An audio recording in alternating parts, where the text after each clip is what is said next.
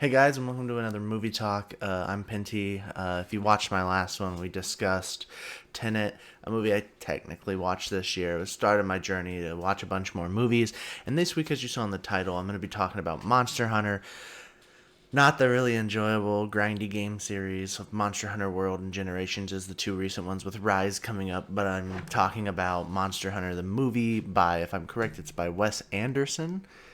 Let me double check that. That's bothering me. Yep, it is by Wes or W.S. Anderson. I thought his first name was Wes. But anyways, featuring, if I'm correct, it's his wife or girlfriend, Mila Jovovich. I just know she's in all of his movies because I know he's the guy who made the Resident Evil movies, and that's what this game comes out to be. This game, this movie is just like the Resident Evil movies. It's not great. It's not nothing that's gonna win an Oscar, but it is enjoyable to watch. It's a good sit down. You don't need to go see it in theaters. You can pick it up for like $10 and sit down and enjoy it if you're a Monster Hunter fan. If you're not a Monster Hunter fan, you're not missing anything.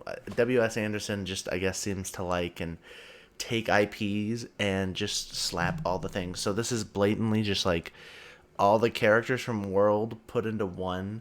I do know that there's one guy, I'm gonna put him up. Oh, I forgot his name. He's in Sons of Anarchy. Um, Anyways, he stands out like a sore thumb. I know what character he's meant to be based off of, and the character already looks sort of weird, but oh my goodness, he does not fit in. Now, towards the main part of the movie, most of the other cast does actually look like the characters they're meant to emulate. So the girl who plays the handler in the movie actually looks sort of like the handler from the game. The guy who plays your main friend in the game, he looks fine though. He fits the role and he does the job right. The little gimmicks of throwing in the weapons and weapon effects and how those weapons work are interesting. You get to see some bow, you get to see some great sword, you get to see dual daggers, and I think one of the characters is using a switch axe. But that's about it. And the movie is essentially people being thrown into a foreign world. So you follow indescript soldiers that are led by Mila Jovovich, and they get teleported into the Monster Hunter world and are being chased down by a Diablos, and then a monster that I didn't know what it was, but it was horrifying in the movie. It's a spider. I looked it up, but I don't remember the name off the top of my head. Terrifying.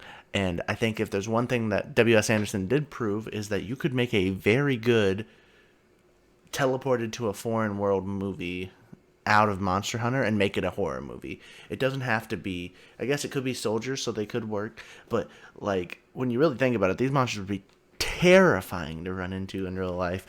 And they do treat it like that for at least like the first third of the movie. There's a lot of like, oh my god, where are we at? We're getting murdered by these creatures that we have no idea what they are. Of course, you as a person, you probably recognize the Diablos. Um, and you might recognize some other. There are some more recognizable faces. There's the Rathalos later in the movie. It's in the trailer. There's Ampharos, I think is what they're called. They're like the cows of Monster Hunter. You'll grind them for meat. Some of the smaller annoying monsters, they use it as like a one hit punchline type thing. But the movie just follows Mila Jovovich. She's trying to get back to the normal world after being teleported to the Monster Hunter world, and that's the plot. That is the entirety of the plot.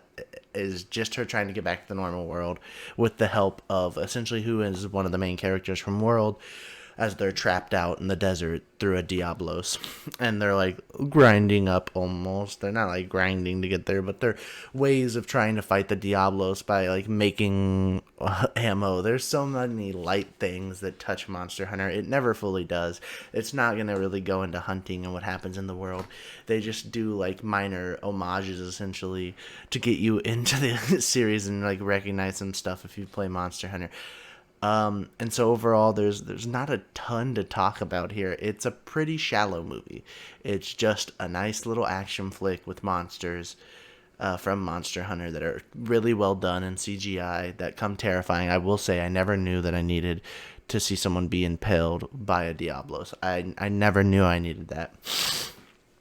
It's terrifying, and now it also makes me laugh because he's one of the most annoying monsters, in my opinion, to fight in the game, and the fact that he's the main antagonist, essentially, of the movie is pretty great. I can't tell if W.S. Anderson's trying to make this a sequel, by the way. There is, like, still connections at the ending that could be expanded on. And I mean, he made like 5 Ari movies out of that with Mila, so maybe we'll get some more Monster Hunter. But it's not bad. I don't think it's as bad as people thought it would be. It's still fun and definitely enjoyable.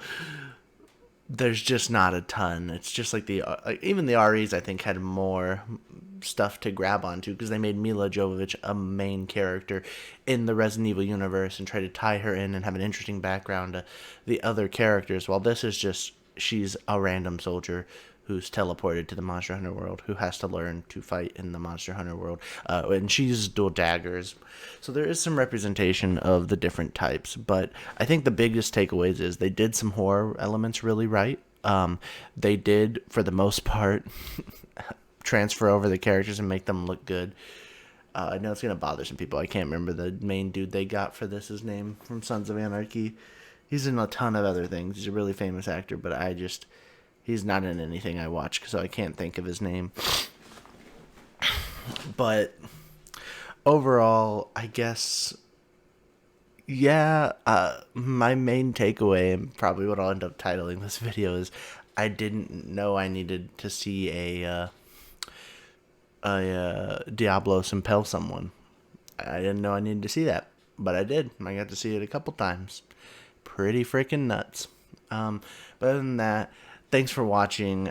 This one didn't have a lot of sustenance. There wasn't a lot of like in-depth things for me to talk about. This was more like an enjoyable movie. I might have some more in-depth things to talk about in Parasite and what's happening in there and how that movie is, because it's a much more like well-written movie and much more impactful and deep meaning movie than this. This is just very much W.S. Anderson made a fun little action movie about Monster Hunter, and I actually today just got in, we'll throw it out as a thing, Bad Times at the El Royale. Now, I have seen this movie, but I guess I'll do an episode on it. I'm going to rewatch it in 4K with my dad because I want to show my dad this movie because I think he'd enjoy it. And I enjoy it, and I got it cheap, so I'm going to sit down and watch it again, see what I think going through a second watch through of it. But other than that, make sure to leave a like, a comment, talk about what you like, talk about if you saw this movie. I did see this movie in theaters for $10 in a matinee. I was alone. There was like 6 people in a theater for 50, so it is relatively safe. I don't recommend going to theaters, obviously, but it was the movie I was like, I'll go watch this to be one of the movies I watched this year type thing. Other than that, though, thanks for coming and listening to me babble about Monster Hunter. I'm a huge fan. Ironically, I'm waiting on a gift card to be able to pick up the next game coming to Switch. But have a good one. My name's TMG Penty.